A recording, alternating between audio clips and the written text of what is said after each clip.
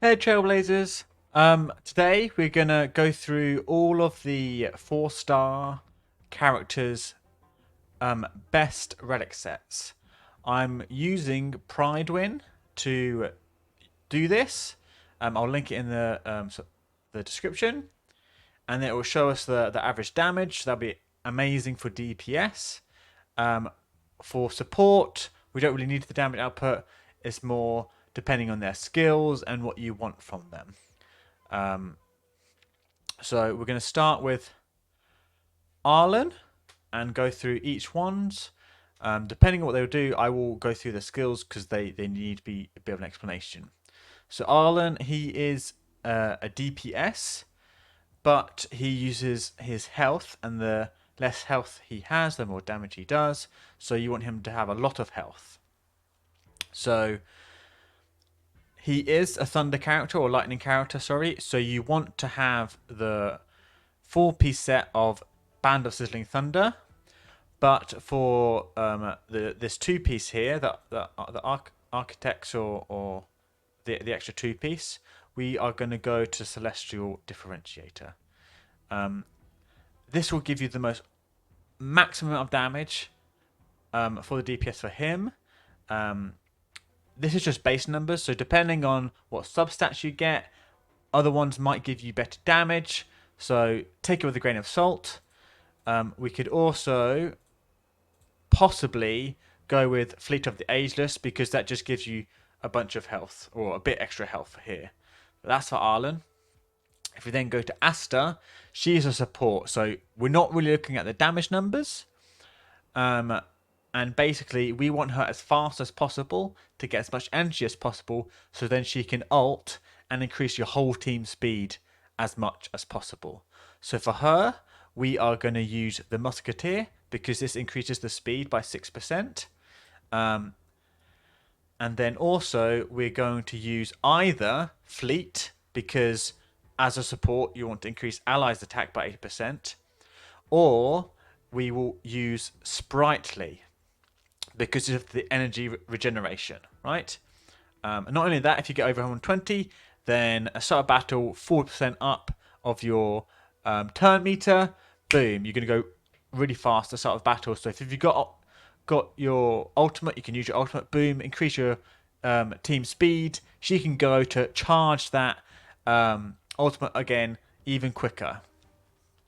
Okay, so Asta's done. But we'll do the 5 stars in another video, so make sure you subscribe so you can be ready for when that is released. We're going to go to Dan Heng. He's very, very simple. We're just going to go straight wind damage. He when he uses the ultimate, he can go a bit sooner, and space. I have gone through all of them, depending if it has crit damage or crit rate. See crit rate 1, but all the time for him at the very least for the highest numbers, average. I'm going to average because obviously he can crit, but at the moment we can't guarantee it. So I'm looking at average numbers, space giving the 12%, and then when he reaches 120, an extra 12%, the most damage you can do. You know, so that's very good. Let's move on to Herta. Herta is a bit odd because she wants to do the follow attack. So, if you want to try to do the follow attack thing, you can. But because of her condition, we have a look at her skills. To do the follow up attack, the enemy has to fall below 50% HP, and if you're against like a boss or something, you're only going to do one follow up attack. If you're going against waves and you want her to clear waves, then maybe it's worthwhile going up with the follow attack one, because the follow attack one is, sorry,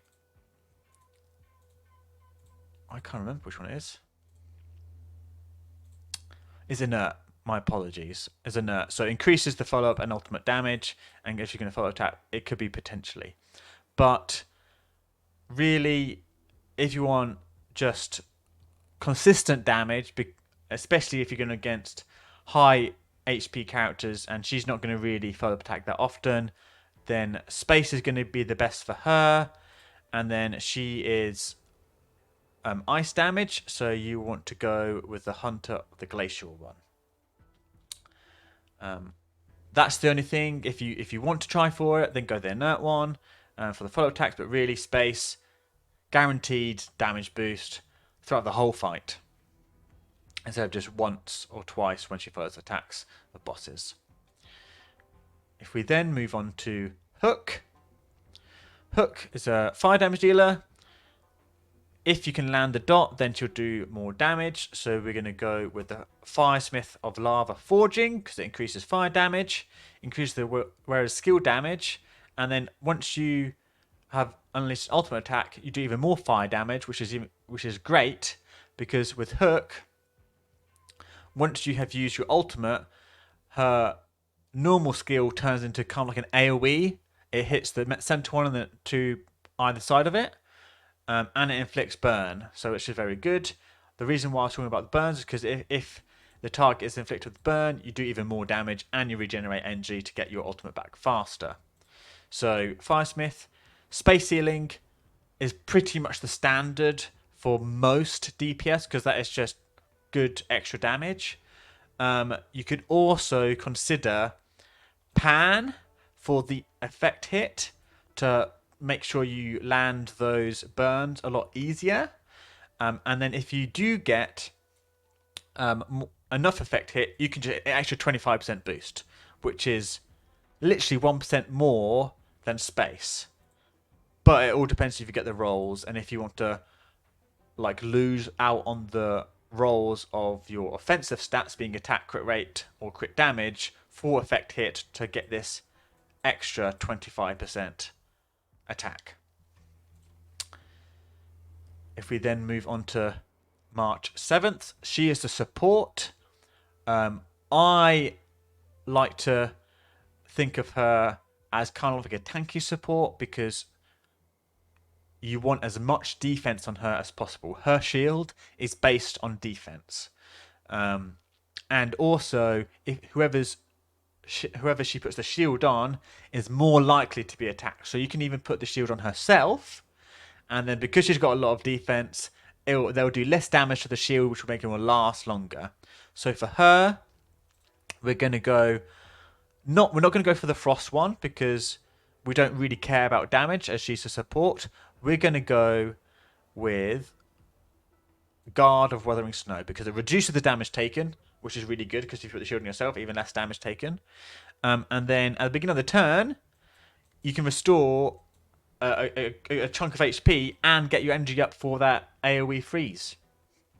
And then for the two-piece, I think Bellabog is just the must-go for, because it increases the defense, which means that she's going to have tankier shields.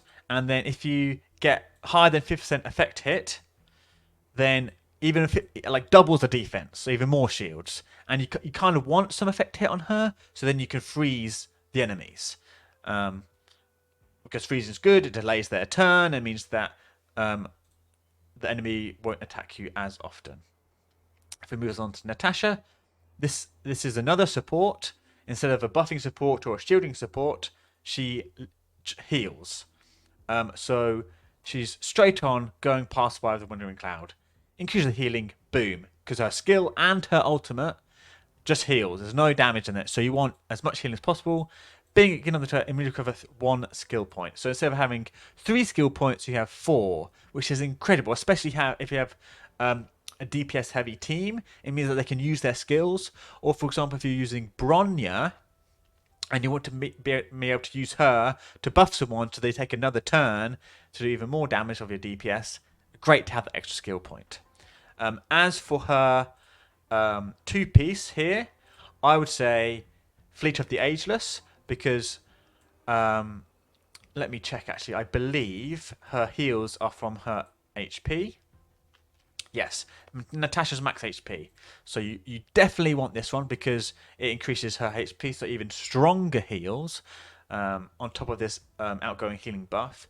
But after 120, increases your whole team's attack. And who doesn't want extra attack on your whole team? So that's, in my opinion, that's the best set for her. If we go on to Pela, she's a a DPS and she removes enemy buffs and whatnot. So she's ice. So we're gonna go with the glacial, more ice damage. Gets crit rate when she uses her ultimate, and she can have two different things in my opinion. She can either have space because more attack, as we've said before, good for DPS, or she can have pan because it's effect hit, right? And if we look at her skills, it'll be. I don't know why I said this. I might have to go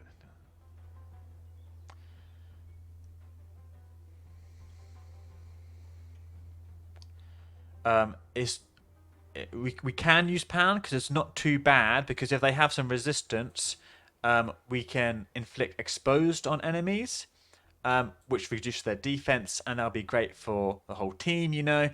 Ice damage dealer that also reduces the enemy's defense, all of them. So it is worthwhile to consider having this effect hit, and you also get the same amount of, or around the same amount of attack percent as space does if you do have enough effect hit. So it's worthwhile to consider. If we look on the side here, space, her skill does 1260. If we change that to pan, it's only 30 damage. So it's something to consider to make sure you have that defense break for your whole team. If we move on to Qingque, if that's how you pronounce it, I apologise if I pronounce any of these incorrectly. This is a very simple one. She's quantum damage, so we're just going to go the standard DPS. Quantum damage set, ignores defense, which is just great, and then increases attack. There's nothing else to consider. She's a very RNG character with her tiles and whatnot, but this is, from the damage chart, this is the best in slot for her. If we go to Sampo, okay, so Sampo, this is something to consider because number wise, his best in slot will be Eagle. We want Eagle. There's nothing better for him in this 4-piece set, but there is something to consider between space and pan, because his skills put a lot of wind shear, and wind shear does damage over time, and it can stack up to 5 times. So if you're able to land a lot of wind shear, and then when they take their turn, they can just take a massive chunk of that wind shear damage. That is pretty cool. I've seen him. I don't have him yet, which I'm really sad about. I hope I get him soon, but I've seen him on someone else's account, and they were able to put a bunch of these dots on, and enemy takes a turn, chunks it, and they just die, which is really cool. It was a lower level account, so take it with a grain of salt. It might be different for like higher level enemies and stuff, but again, if he has enough effect hit, he can get similar offensive stats as space does. We'll see this again when we go to Serval, but she is next, funny enough. So for these 2 pieces, it will be either space or pan for her, because again, she places a lot of electric debuffs. See a lightning dot with this, and so that is something to consider. She only does lightning dots with this, and this extends it, so it's worthwhile to think, okay, I want to land the dots, extend the dots, and then do the lightning damage. But if you don't care too much about the dots, if we go back to her, whenever she attacks, she can do shock damage to all enemies, but they have to be shocked. So it depends if you get good rolls on your substats to get enough effect hit to land these dots, whether you want to run the pan or the space. Either way, I think both will be pretty good. And if we look at the numbers again, it's tough to say. It's tough to say because we have to look at the dots, and depending on how many dots you land. But But for example, if you look at it like 430, 520, 784, 261 and whatnot, if we go to pan, it's not that much different. And if you can land those dots and keep those dots on, whenever she attacks AoE damage, boom, extra damage, you know? So it's worthwhile to consider. Even though it looks less, it could be really good. So that's why it's up to you. If we then move down to my girl Sushang, I absolutely love her. She's absolutely insane. Takes so many turns. It's incredible. She obviously wants the physical damage set. And then afterwards, attack hit, increase your attack, stacked up to 5 times. Love it. And then simple, easy, simple, space. Extra attack, boom, boom. She doesn't really do debuffs. She can bleed, I think, but the amount of damage she does, you don't need to really bleed with her, you know. Is that the last one? No, we've got Tingyun, and that's it. So Tingyun, and we'll finish it up here, and hopefully this will help you. But let's see. So Tingyun is a bit tricky with this one because obviously she's lightning damage. So you can either have the thunder for the extra lightning damage, but both of her skills just buff your team, but buff a single person, right? So really, in my opinion, I think Musk for the extra speed, so then you can go more turns to generate skill points or to buff your teammates. You really want this, you know? And because if you're not buffing and you're doing the extra turn just to get skill points, extra base tap damage, that's always good, right? And then as she's a support, we want fleet for just HP and helps and then increases your whole team's attack. That, as we said before, that's really good. Or again, sprightly for the energy regeneration. The reason why you want her to ult as much as possible is because when she ults, I can show you here, she charges up your allies' energy. So say you've got someone DPS, they've at 50% or got 50 energy. Oh, boom! They have 100% energy and their damage increases by a turn. You know, and if you use her skill beforehand, increases their attack by a bunch and make them do lightning damage. So that double buff. That's why you want her to move as fast as possible and get energy as fast as possible. So either sprightly or fleet for that.